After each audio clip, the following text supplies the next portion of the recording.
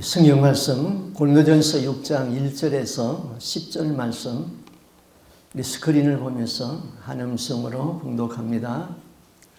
너희 중에 누가 다른 이와 더불어 다툼이 있는데 구태여 불의한 자들 앞에서 고발하고 성도 앞에서 하지 아니하느냐?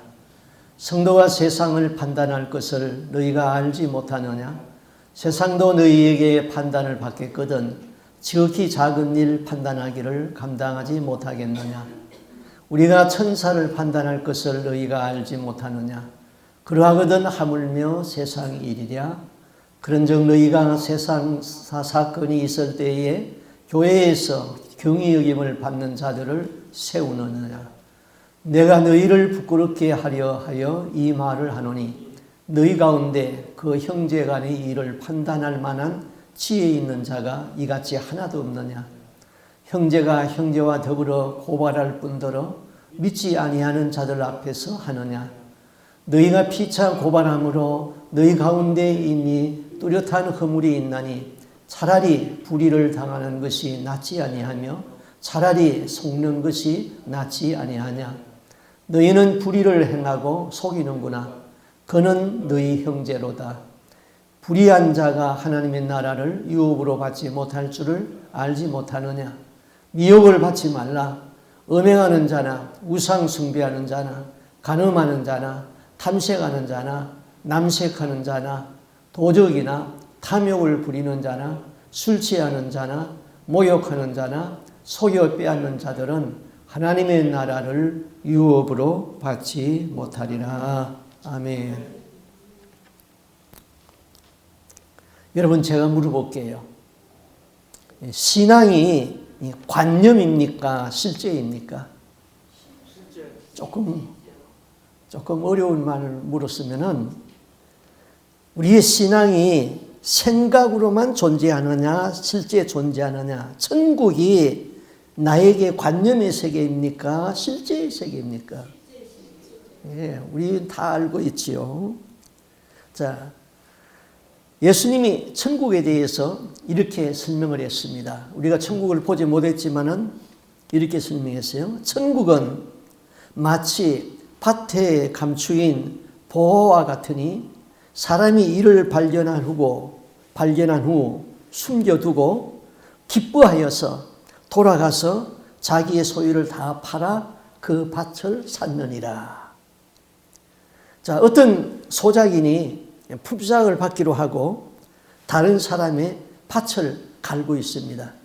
근데 밭을 갈다 보니까 밭 밑에서, 쟁기 밑에서 이상한 새부치 소리가 나서 소를 세우고 거기 뭐 있는가 하고 파보았습니다. 그랬더니 거기에 금은 보화가 가득히 담긴 보화 단지를 거기서 발견했다 이것입니다. 얼마 전에 LA에서 신문에 났는데 어떤 사람이 자기 집 정원에서 이게 작업을 하다가 뭐 밭에서 정원 밑에서 이상한 소리가 나서 그걸 캐봤더니 큰 깡통 2개에다가 금화, 옛날에 금화를 썼잖아요. 금화가 가득 들은 걸 2개나 발견했어요. 그걸 가치를 계산하니까 100억이 더 된다는 거예요. 그래서 몇 개만 기념으로 가지고 있고 나머지는 다 팔겠다고 그랬어요. 그런데 이렇게 한번 생각해 보세요. 그 밭이 자기 집에서 밭이 있었는데 정원이 있었는데 어떤 외부에서 정원사가 와가지고 그 정원을 관리하다가 그 파보니까 금화가 있습니다. 이거 자기 거예요? 자기 거 아니에요? 아니잖아요. 주인 거잖아요. 그러면 이걸 자기 걸로 만들려면 어떻게 해야 되겠어요? 그래서 얼른 묻어두고는 집으로 갔습니다. 이 사람이 생각하는 게 뭘까요? 하루 종일 그 금화가 있는데 그걸 내가 가져야 되는데 그 사람의 집을 내가 사야지. 그 사람의 집을 사면은 그게 내게 되지.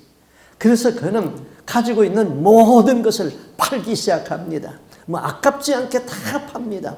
그리고 그 주인을 만나가지고 당신 집을 내가 달라는 대로 줄 테니까 나한테 팔으라고 그렇게 하지 않겠어요? 옛날 은행이 없던 시대에서는 전쟁이 나면은 자기가 가지고 있는 금은 보석을 자기만 아는 밭에다가 묻어두고 전쟁을 피난을 갑니다. 그런데 돌아오면은 다행인데 때로는 돌아오지 못할 경우도 있습니다. 자, 다른 사람의 밭을 지금 챙기질을 하던 소작인이 이 보화가 들어있는 금은을 발견했어요. 얼마나 흥분이 되겠습니까? 그런데 그 흥분이 잠깐이잖아요. 이 밭은 자기의 밭이 아니에요. 그 보화를 자기의 것으로 만들면은 그 밭을 사야지 자기 것이 됩니다. 그런데 밭을 살 돈이 없잖아요. 그 밭을 사기 위하여서 모든 것을 다 팔아가지고 그 밭을 샀다. 바로 천국이 그렇다는 거예요. 자, 우리는 천국이 어떤 곳인가를 알았어요. 천국이 어떤 곳이에요? 거기에는 죽음이 없습니다. 거기는 눈물이 없습니다. 거기는 아픈 것이 없습니다. 거기는 마귀가 없습니다. 영광과 거룩함이 충만한 곳입니다. 영생하는 나라입니다. 우리는 그 천국의 실제를 믿어요. 그런데 그 천국을 내가 소유하기 위하여서 나의 것을 팔지는 않는다 이것입니다. 그러면 이 사람은 그 천국이 관념이에요, 실제예요. 아, 천국은 좋다더라. 관념이지요. 그 천국을 알았으면 이제 내 모든 것을 투자해가지고 그것을 사야지 그것이 실제가 되잖아요. 그 천국을 사기 위하여서는 내 죄를 날마다 십자가 앞에 가지고 나가서 씻어내야 됩니다. 날마다 해결을 해야 됩니다. 날마다 기도해야 됩니다. 날마다 전도해야 됩니다. 선교하고 하나님 앞에 드려도 아깝지가 않습니다. 날마다 감사가 터집니다. 그러면은 이 사람의 삶은 천국이 관념이 아니라 실제다 이 말인 것입니다. 천국이 실제인 사람은 밭에 감추인 보화를 발견하고 아무 일도 없는 것 같이 그렇게 살지 않는다 이 말인 것입니다. 가슴에 희열이 있습니다. 잠을 자도 눈을 떠도 항상 그 천국을 생각합니다. 어떻게 해야지 그 천국에 내가 들어갈 수 있을까? 밭주인에게 내가 무슨 말을 해야지 그 밭을 내가 살 수 있을까? 천국이 이와 같습니다. 천국은 실제예요. 천국은 우리의 관념으로 갈 수 있는 세계가 아니에요. 많은 사람들이 천국은 있다고 믿습니다. 그런데 관념이에요. 천국이 실제이고 예수의 핏값이 실제인 사람은 그렇게 살지 않는다 이 말인 것입니다. 여러분, 지옥도 관념이 아니고 실제인 것입니다. 거기에는 유황실개천이 있고 거기에 빠지면 나올 수가 없고 거기는 구더기가 있고 마귀가 있고 우리를 고문하고 그 다음에 이곳에 지옥에 온 것이 너무나도 억울해서 이를 갈미는 것이 지옥이라고 그랬어요. 그런데 너무나 많은 사람들이 천국과 지옥의 실제를 믿는데 관념의 세계에 불과하다 이것입니다. 여러분의 형편은 몰라도 저와 저희 집 사람은 천국이나 지옥이 관념으로 믿지 않아요. 실제로 믿고 있는 것입니다. 나는 매 주일마다 교회 나가서 은혜를 받는다. 그런데 나는 변하지 않는다. 그렇다면 스스로 속고 있는 것이지요. 천국은 관념의 세계가 아니고 종교적인 이상의 세계가 아니라는 것입니다. 허구의 세상이 아닙니다. 자, 그러면은 여러분, 기도가 관념입니까? 실제입니까? 기도하면은 하나님이 듣는다. 그분은 전능자이시다. 그러면은 기도하라 하지 말라 할 필요가 없어요. 기도를 관념으로 생각하니까 기도를 하지 않는 거예요. 자, 오늘 읽은 성경은 소송에 관한 문제예요. 자, 우리가 살다 보면은 분쟁이 일어나잖아요. 부부지간에도 분쟁이 일어날 수가 있고 또 형제지간에도 분쟁이 일어나고 또 이웃간에도 분쟁이 일어납니다. 때로는 너무너무 억울해가지고 법정에다가 고소를 해가지고 법정에까지 갑니다. 믿는 사람들이 교회 문제를 가지고 법정에 나가게 되면은 불신자들로부터 조롱을 받게 되죠. 또 하나님의 영광이 가려지죠. 또 전도의 길이 막혀지지요. 사탄은 분쟁을 일으켜가지고 교회의 문제를 세상 법정으로 가지고 가라고 그럽니다. 그런데 고린도 교회의 성도 중에 교회 안에서 분쟁하다가 마침내 자기들이 해결하지 못하니까 세상 법정에다 대고 고발을 했습니다. 바울은 이런 분쟁의 문제에 대해서 지금 말하는 것이죠. 오늘날 세상의 법정에는요, 교회에서 올라온 소송건들이 대단히 많습니다. 거의가 다 재산권 문제 때문에 법정에 올라오고 있는 것이죠. 그래서 여기 고린도 교회도 그랬어요. 6절 7절에 보니까 형제가 형제와 더불어 고발할 뿐들 아니라 믿지 아니하는 자들 앞에서 하느냐. 너희가 피차 고발함으로 너희 가운데 이미 뚜렷한 허물이 있나니 차라리 불의를 당하는 것이 낫지 아니하며 차라리 속는 것이 낫지 아니하냐. 자, 유대인들은 가정 문제든 물질 문제이든 어떤 문제가 가지고 다툼이 일어나면은 제일 먼저 재판정에 가기 전에 회당에 간답니다. 회당에 가서 랍비를 만납니다. 그 랍비는 그 쌍방의 이야기를 다 듣고 난 후에 가정 중심으로 이렇게 문제를 해결합니다. 이 사람은 당신 형이요. 이 사람은 당신 동생이요. 너희 아버지는 누구 아니냐? 가문의 화평을 위하여서 서로 조금씩 양보하라. 그럼 랍비가 그렇게 말하면은 랍비의 말을 존중해서 다 서로 조금씩 양보하고 화해를 합니다. 뭐 내가 조금 더 이권을 차지하고 싶지만은 랍비의 말을 존중해가지고 한 발자국 뒤로 물러선다 이 말입니다. 이것이 오늘날로 말하면은 교회에서 문제가 생기면은 누가 옳고 그런 것을 따지기 전에 이렇게 하면은 하나님의 영광이 가려집니다. 이렇게 하면은 교회 전도가 막힙니다. 교회와 화평과 덕을 위해서 한 발씩 물러서야 됩니다. 그런 얘기죠. 랍비는 아주 지혜롭게 판단을 합니다. 누가 들어도 이해가 가도록 합니다. 교회의 화평과 덕을 위해서 한 발씩 물러서야 되는 것이죠. 자, 그러면 이제 둘 다 듣고 나면은 이해가 됐기 때문에 서로 화해를 하고 마는 겁니다. 그럼 오늘날 교회에서는 덕망이 있는 장로나 또 원로 목사님이나 이런 중재자가 있어가지고 이렇게 하면은 천국에 갈 수 없습니다. 이렇게 하면은 신앙이 안 됩니다 하면서 잘 권면해가지고 또 그걸 듣도록 그렇게 하는 것이 신앙이다 이 말입니다. 미국 사람들은 문제가 생기면은 제일 먼저 법정에 가기 전에 변호사를 만나게 됩니다. 변호사를 만나는 목적은 경제적으로 이 문제를 풉니다. 내가 이 소송에서 이길 수 있습니까? 내가 이 소송에서 지면은 어떻게 됩니까? 돈이 얼마나 듭니까? 그걸 합리적으로 변호사가 다 이야기를 해줍니다. 그런 미국 사람들은 변호사의 말을 듣고 소송을 취하하기도 합니다. 자, 바울이 고린도 교회에 편지하면서 너희가 세상 법정에 소송을 한 사건을 두고 이렇게 말했어요. 2절에 성도가 세상을 판단할 것을 너희가 알지 못하느냐? 세상도 너희에게 판단을 받겠거든 지극히 작은 일 판단하기를 감당하지 못하겠느냐? 자, 지극히 작은 일을 판단하기를 감당하지 못하느냐? 자, 지금 소송하는 사람의 입장에서는 이처럼 큰 일이 없어요. 그런데 바울은 지극히 작은 일이라고 말했습니다.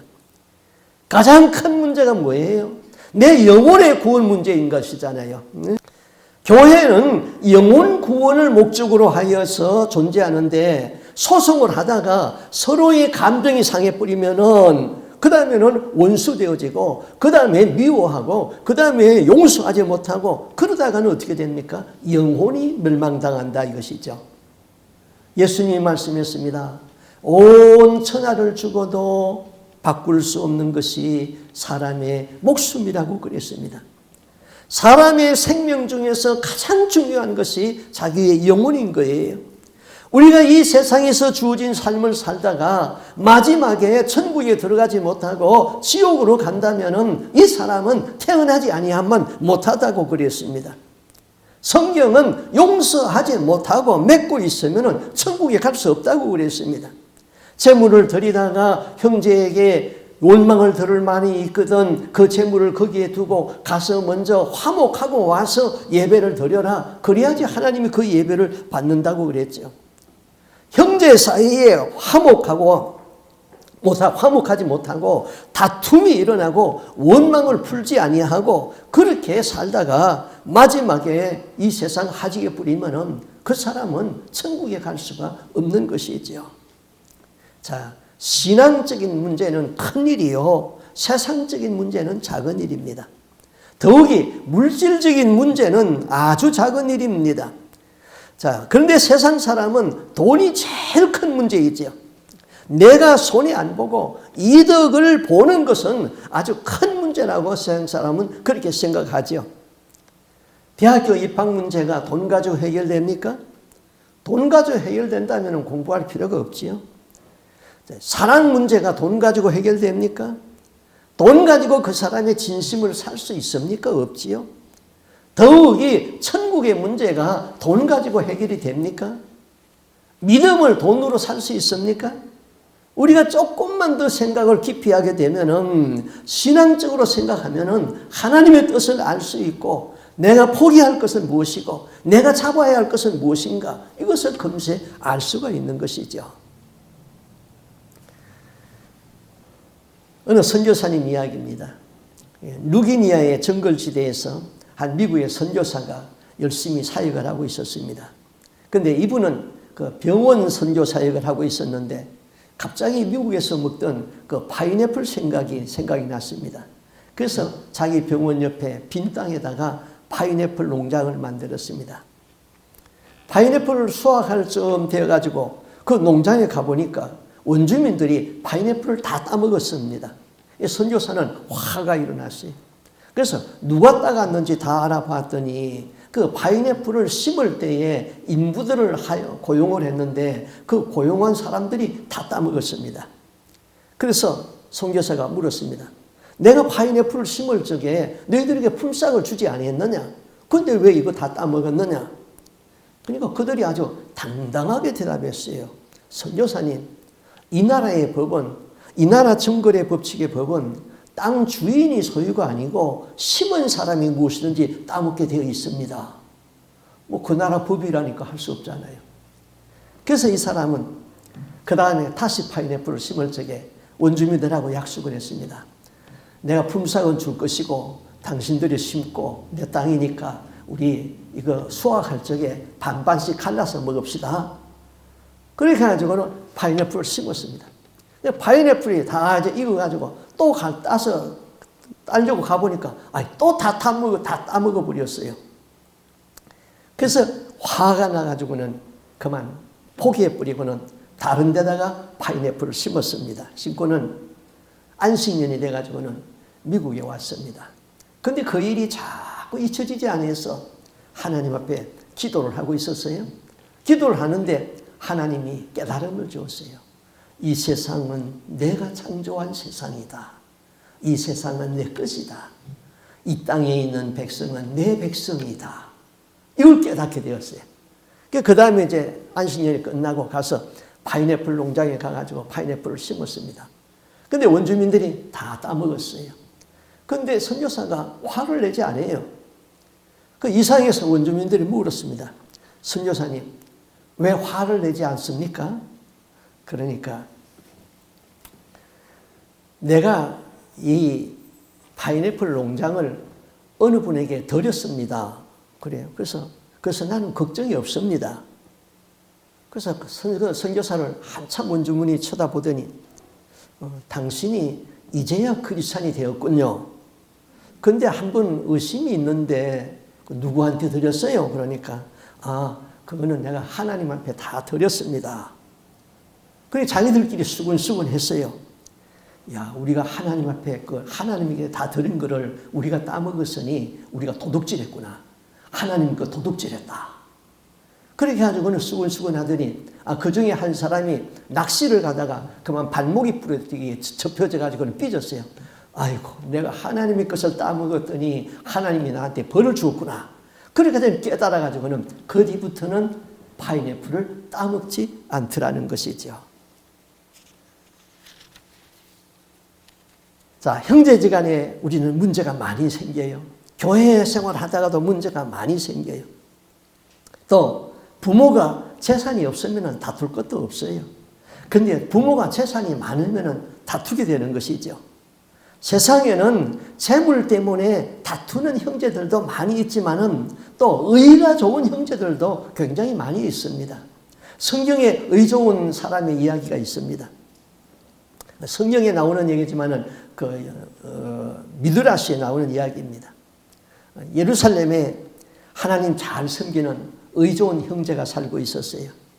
두 형제가 함께 보리 농사를 지었습니다. 그리고 추수 때가 되어서 같이 추수를 해가지고는 똑같이 나누어서 형님 것은 이쪽 구석에다가 쌓아두고 동생 것은 이쪽 구석에다가 쌓아두었습니다. 그런데 이 두 형제가 생각합니다. 동생이 생각하기를 형님은 식구도 많고 그런데 내가 똑같이 나누면 안 되지. 형님한테 더 많이 드려야지. 그렇게 생각하고 자기 낯가리에 가가지고는 자기 것을 울려매고 형님한테 갖다 쌌습니다. 근데 또 형님은 형님대로 생각합니다. 동생은 이제 갓 결혼했으니까 돈도 많이 필요하겠지. 내가 더 많이 가지면 안 되지. 그래서 형은 또 형의 낯가리에서 짊어지고 동생 낯가리로 갔습니다. 그 다음날 아침에 가서 보니까 똑같아졌어요. 이상하다. 분명히 많아져야 될 텐데 이상하다. 그래서 그 다음날 그날 저녁에 또다시 울려매고 동생은 일로 가고 형은 절로 가고 갖다 쌓았어요. 그 다음날 또 가니까 똑같았어요. 또 똑같아요. 세상에 누가 이런 장난을 하지? 참 이상하다.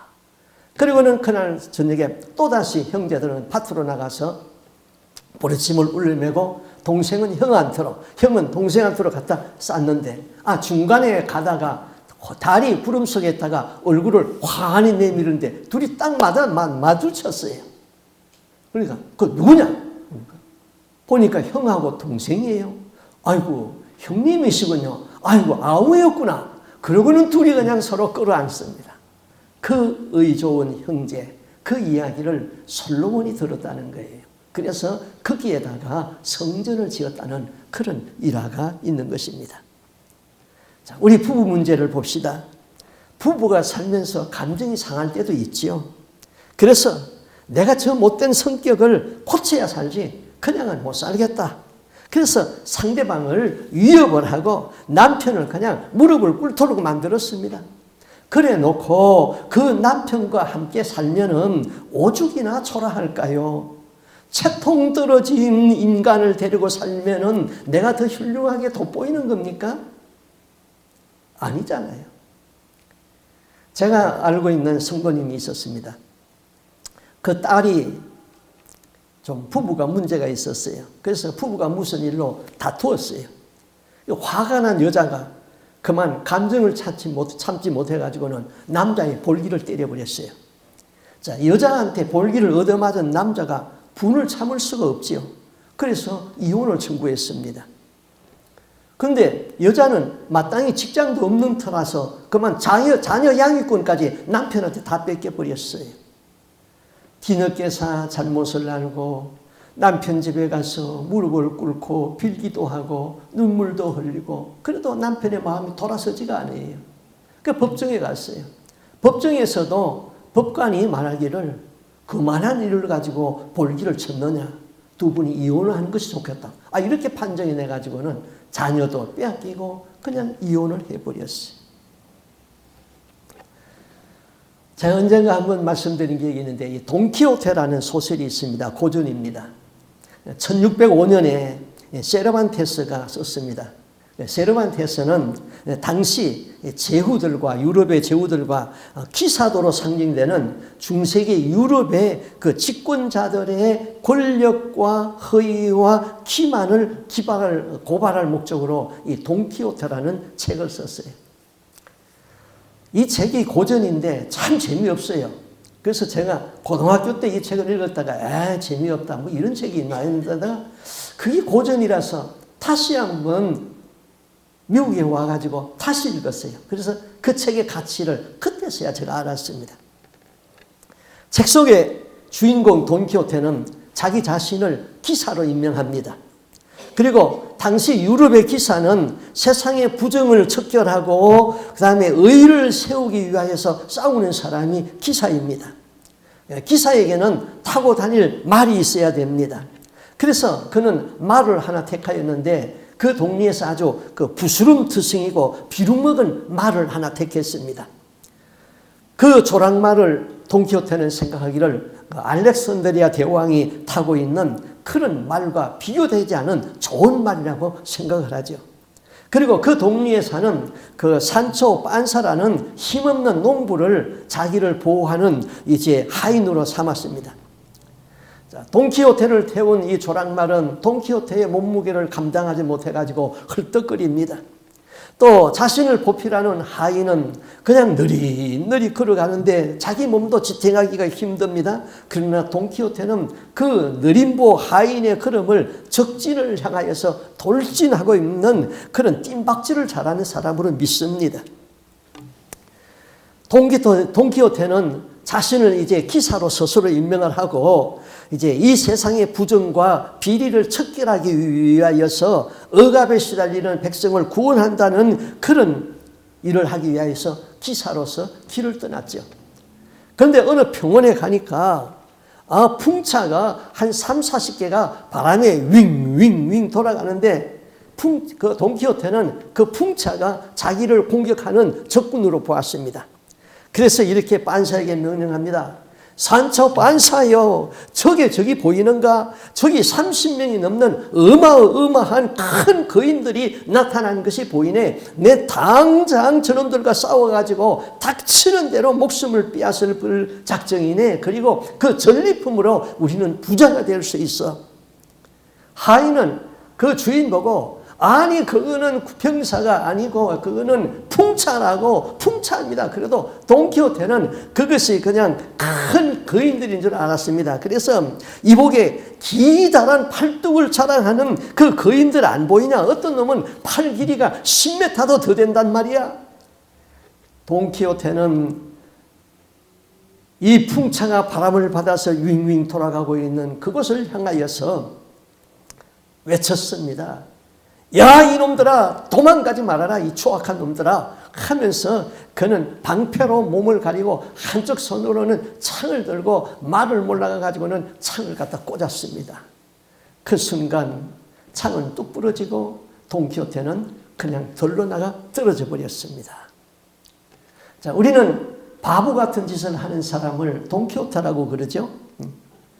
풍차를 공격하는 일은 아무리 보아도 이거 정신병자가 아니고서는 할 수 없는 일을 하고 있는 것이잖아요. 그런데 이 책의 저자는 왜 이런 이야기를 책 속에다가 남겼을까요?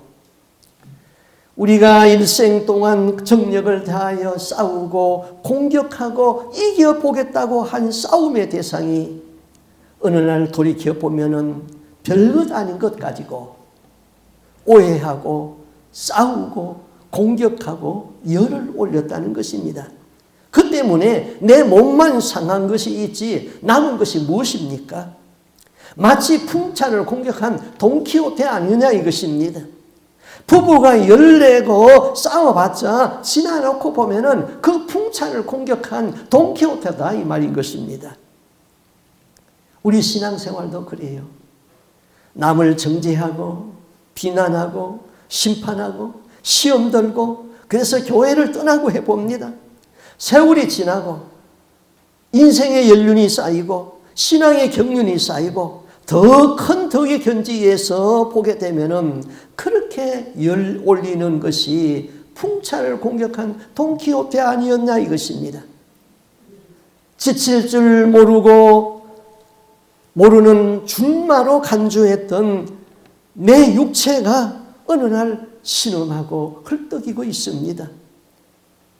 모든 사람이 뒤늦게 후회하는 것은 뭡니까? 내가 조금만 더 너그러운 마음을 가졌을 것을, 내가 조금만 더 이해할 것을, 내가 조금만 더 베풀 것을 그런 마음을 갖는 것 아닙니까?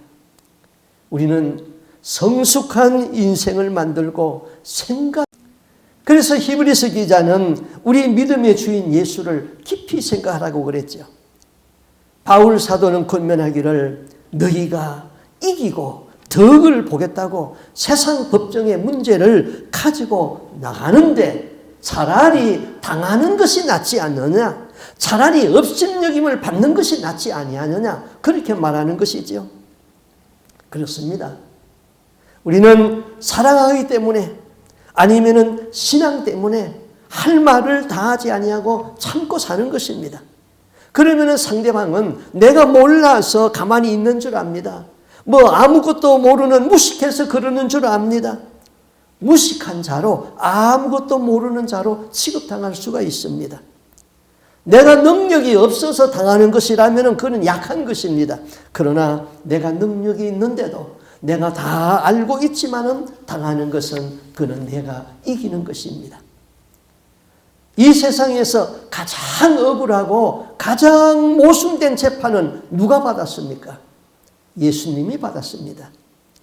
예수님이 빌라도에게 받은 재판보다 더 억울한 재판은 이 세상에 없습니다.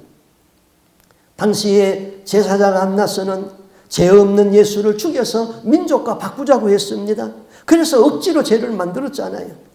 빌라도는 예수에게 사형을 언도로 할 만한 아무런 죄가 없는 것을 알면서도 정치적으로 자기 지위를 지키기 위하여서 민중의 압력에 굴복을 당해가지고 예수를 십자가에 죽이도록 내주었습니다. 예수님께서 왜 인간에게 등을 채찍에 맞으시면서 채찍에 그렇게 맞고 십자가를 져야 했습니까? 왜 수모를 예수님이 당해야 했습니까? 그분은 하나님이십니다. 빌라도는 예수를 보면서 이렇게 외쳤잖아요. 이 사람을 보라. 이 말씀에는 이런 뜻이 내포되어 있습니다. 죽은 자를 살리고 장님의 눈을 띄우시고 문둥 병자를 고치고 그리고 모든 병자를 고치며 선한 일을 행했던 이 사람을 보라. 그는 변명을 하지 아니했다. 그는 스스로 이 고난을 벗으려고도 하지 않는다. 스스로 죽음으로 가고 있다. 예수님이 능력이 없고 무능해서 십자가를 지었습니까? 사람들은 십자가에 달린 예수를 조롱을 했죠. 십자가에서 내려오라. 그러면 우리가 믿겠노라. 예수님이 능력이 없어서 그 십자가에서 못 내려옵니까? 천사를 동원하는 권세를 가지신 예수님이 나의 구원을 위하여서 그 십자가에서 피를 흘리시고 죽습니다. 이 세상에 어떠한 부조리한 고난도 예수님이 당한 십자가와는 비교할 수가 없는 것이지요. 의인이 죄인의 손에 의하여서 죽었던 것입니다. 사도 베드로는 이렇게 말합니다. 베드로전서 2장 19절에 애매하게 고난을 받아도 하나님을 생각함으로 참는 자는 아름다우니라. 우리가 애매하게 고난을 당할 때가 있습니다. 내가 왜 이런 고난을 당해야 되는 것이지? 죄를 지었다면 죄값이니까 당연하겠지만 죄를 지은 것도 아닙니다. 그러나 그런 고난도 참으면 아름답다 그랬습니다. 이런 이야기가 있습니다. 어떤 고을에 아주 고집이 센 사람하고 아주 똑똑한 사람이 있었습니다. 그런데 둘 사이에 다툼이 일어났어요. 고집이 센 사람은 이렇게 고집을 세웠습니다. 9 곱하기 9는 80이다. 그런데 똑똑한 사람이 9 곱하기 9는 80이 아니라 81이다. 우겼습니다. 아무리 우겨도 대답이 안 나서 그럼 우리 고을 원님한테 가서 판결을 받자. 그래서 고을 원님한테 갔습니다. 두 사람의 이야기를 다 듣고 원님이 쳐다보더니 한심스러운 표정으로 고집이 센 사람에게 물었습니다. 9 곱하기 9는 80이라고 그랬느냐? 네, 당연한 사실인데요. 그래서 이놈이 자꾸 81이라고 그러잖아요. 9 곱하기 그 똑똑한 사람에게 물었습니다. 9 곱하기 9는 80이냐 81이냐? 81인데 가지고 저놈이 자꾸 80이라고 우기잖아요. 원님이 이렇게 판결했어요. 그 9 곱하기 9는 80이라고 한 놈은 풀어주고 9 곱하기 9는 81이라고 한 놈은 곤장을 10대를 쳐서 보내라 그랬어요. 그러니까 그 고집센 놈이 그 똑똑한 놈을 바라보면서 봐라 내가 이기지 않았냐 하면서 비웃으면서 갔습니다. 그 이 사람이 똑똑한 사람이 곤장 10대를 맞고 하도 억울해가지고는 원님한테 물었습니다. 원님 9 곱하기 9는 81이지 않습니까? 그러니까 원님이 이렇게 말했어요. 9 곱하기 9를 80이라고 말하는 어둔한 놈하고 싸운 네 놈이 더 어리석은 놈이다. 내 밀을 쳐서 네 어리석음을 깨우치려고 하였다. 그러더래요. 개하고 싸워서 이기면은 개보다 나은 놈이죠. 개하고 싸워서 지면은 개보다 못한 놈이죠. 개하고 싸워서 비기면은 개 같은 놈이죠.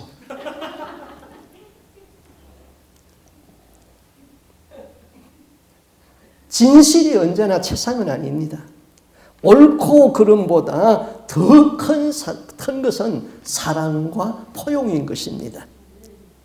재판마다 법정에 가서 이긴다고 내가 의로운 사람이고 내가 똑똑한 사람입니까? 부부가 싸워서 내가 이겼다고 내가 의로운 사람이고 내가 천국 갈 수 있습니까? 그런 사람은 천국 문에 갈 생각도 하지 마십시오. 부흥강사 김육두 목사님의 이야기가 있습니다. 이분이 공부를 했는데 과거 시험에 낙방을 했습니다. 그런데 원래 힘이 장사인지라 술을 좋아했습니다. 그래서 시험은 낙방하고 점차 술을 좋아하면서 남봉꾼으로 변했습니다. 그래서 술만 먹으면은 개망나니 짓을 하는 것이에요. 장날이 되면은 여인들이 이제 장애를 가는데 이 술을 먹고는 그냥 벌거벗고 콩태자로 그냥 길거리에서 들어삽니다. 여러분 콩태자가 뭔지 알죠? 여자가 벌거벗고 누자면은 그건 큰태자고 남자가 벌거벗고 누자면은 콩태자예요. 그래서 콩태자로 그냥 벌고 누자니까 그 여인들이 그 꼴 보고 싫어가지고는 그걸 피해 가려고 먼 길로 둘러가니까 속이 상하는 거예요. 그런데 이분이 예수를 믿고 목사가 되었습니다. 그래서 부흥회를 많이 인도했습니다. 그때는 자동차가 없으니까 부흥회를 인도하려면 먼 길을 걸어서 다녔습니다. 그런데 이분이 이제 어느 날 부흥회를 인도하기 위하여서 길을 가는데 이 오르막길을 올라가가지고는 그 위에 올라가가지고는 더워가지고는 옷을 벗고 이제 좀 쉬고 있습니다. 근데 저 밑에서 한 젊은 사람이 헐레벌떡 따라오더니 다 올라와가지고는 김육두 목사를 보고 하는 말이 왜 당신이 나보다 빨리 올라왔느냐고. 시비를 붙여가지고는 그냥 주먹질을 이리 치고 저리 치고 하는 거예요. 그 김육두 목사가 그걸 다 매를 맞았습니다. 그리고 젊은이가 그냥 자기 풀에 푹 주저앉아 버렸습니다. 그때 김육두 목사가 한마디 했습니다. 여보시오, 형씨 이제 다 때렸어. 그래, 다 때렸다. 맛이 어떠냐?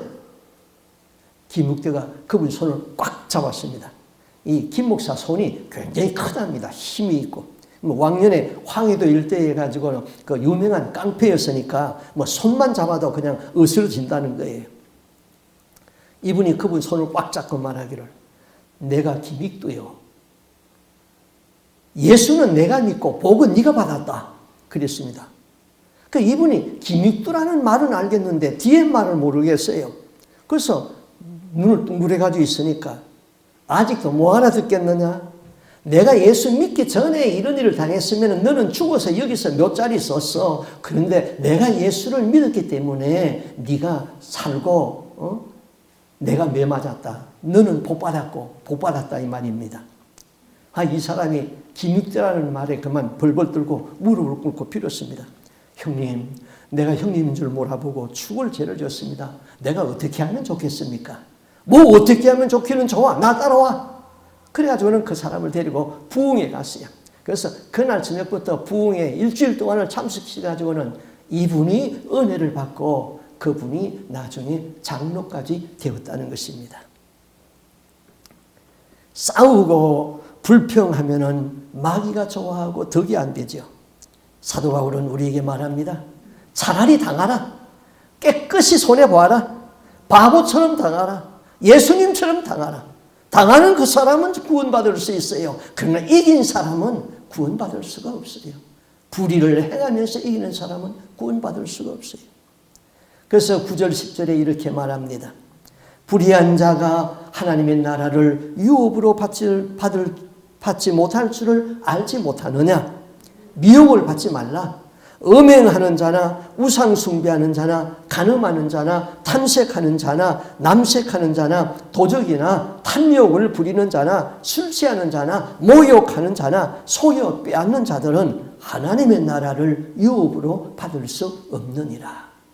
하나님의 나라 천국이죠. 그런 사람은 천국에 들어갈 수 없다 이 말입니다. 바울은 교회의 소속 문제를 얘기하다가 주제를 확 바뀌었죠. 불의한 자, 음행한 자, 간음하는 자, 세욕을 쫓는 자, 도둑질하는 자, 탐심을 가지고 있는 자, 술 취하는 자, 다른 사람을 욕하는 사람, 사기쳐서 남의 것을 빼앗는 사람, 이런 사람 하나님의 나라를 들어갈 수가 없다. 하나님의 나라를 유업으로 못 받는다는 것은 예수 믿어도 천국 갈 수 없다는 것입니다. 소송을 하고 싸우고 하는 자도 이 부류에 다 속하는 것입니다. 소송에서 이겼다고 의인이 되는 것도 아니고 소송에서 이겼다고 내가 천국에 가는 것도 아닌 것입니다. 차라리 당하라. 깨끗이 당하라. 바보처럼 당하라. 예수님처럼 당하라. 오늘의 설교 말씀은 이것입니다. 기도하겠습니다.